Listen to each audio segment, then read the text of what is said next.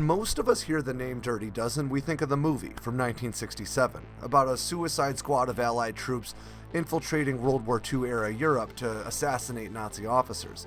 But for watch guys, they're almost always talking about a small collection of watches that were commissioned by the British Ministry of Defense during World War II, so that troops would have good timepieces, instead of just using their civilian watches that they had brought with them.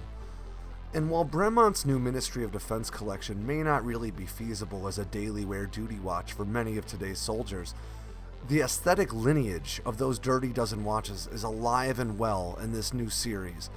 Each of these watches is inspired by a branch of the British Armed Forces. This is the Broadsword, inspired by the Army.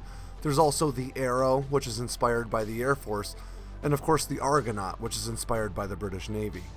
Now, despite my Marine Corps roots, I chose the Broadsword because it's just so striking visually.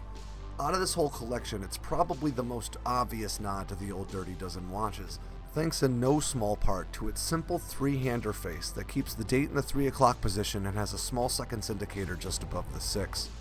In a first for Bremont, this collection of watches houses its chronometer-rated internals inside a 2-piece 40mm steel case that's actually sourced from right there in the UK. Now, that steel case is not only water resistant up to 100 meters, it is also really, really tough.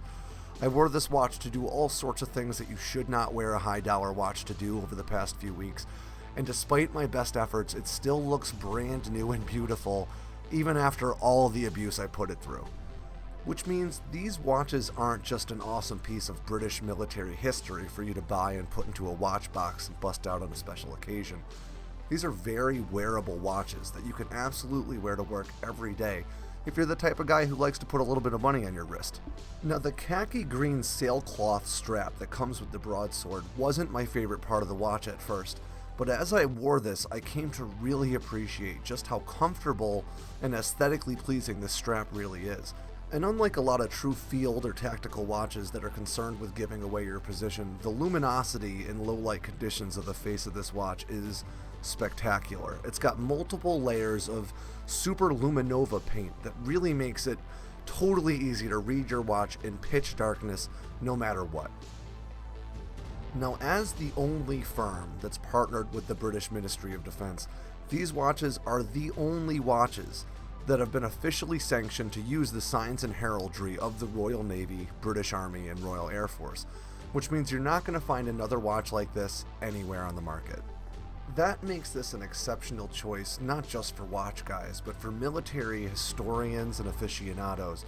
If you have a passion for military history, especially British military history, this is absolutely the watch for you. Now, this watch retails for around $3,400, which means it is not cheap, but man, you really do get one hell of a watch for the price. Now, as always, make sure to like and subscribe down below this video, and check out loadoutroom.com every day for more gear reviews and adventure from me and the rest of the team. Thanks.